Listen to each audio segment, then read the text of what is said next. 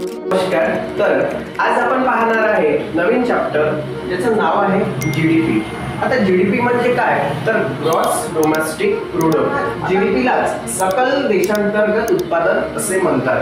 आता हा जीडीपी काय असतो, जगामध्ये भारत हा जीडीपीच्या ह्याच्यात कितव्या क्रमांकावर आहे आणि महाराष्ट्राचं जीडीपी किती आहे हे सगळं आपण या व्हिडिओमध्ये बघणार आहे. तर जीडीपी म्हणजे काय तर जीडीपी म्हणजे देशात तयार झालेल्या वस्तू आणि सेवांची एकूण किंमत ज्यावरून त्या देशाची आर्थिक प्रगती किती झाली आहे हे कळते. मग जीडीपी जर पाहायचे असला तर जीडीपी मध्ये 4 गोष्टींचा प्रामुख्याने समावेश होतो. पहिली गोष्ट म्हणजे राजकीय सीमा.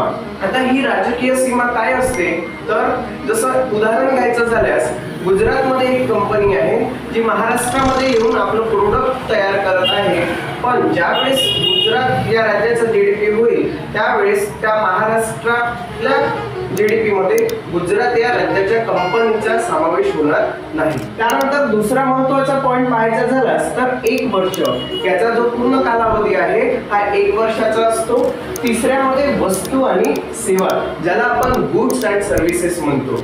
आता वस्तू आणि सेवा काय असते, जसं तुम्ही एका दुकानात गेले, दुकानामधून एक वस्तू विकत घेतली, पेन विकत घेतला तर पेन ही झाली वस्तू. त्या वस्तूच्या मोबदल्यामध्ये जे तुम्ही पैसे देत आहे ती एक वस्तू झाली. आणि सेवा म्हणजे काय, जसं शिक्षक आपल्याला शिकवतात ही सेवा झाली.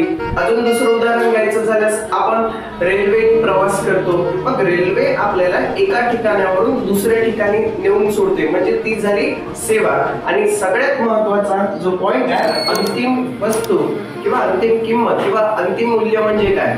जसं उदाहरण घ्यायचं झाल्यास आपण हॉटेलमध्ये गेलो आणि तिथे एक समोसा ऑर्डर केला. मग आपण समोसा आपला खाणं झाल्यानंतर ज्या आपण त्या समोस्याचं पेमेंट करतो आहे ते झालं अंतिम किंमत किंवा अंतिम वस्तूंची मूल्य. म्हणजे आपण ज्यावेळेस समोसा ऑर्डर केला आणि त्यावेळेस आपण समोसा ग्रहण केला, समोसा खाल्ल्यानंतर आपण दुकानदाराला हे नाही विचारत की म्हणजे त्यामध्ये आलूची चटणी कितीची झाली किंवा तेल कितीचं झालं किंवा काय कितीचं झालं. मग अंतिम किंमत मध्ये अंतिम मूल्यामध्ये ती किंमत येते जे एक वस्तू बनवायसाठी शेवटपर्यंत लागली. ठीक आहे, धन्यवाद.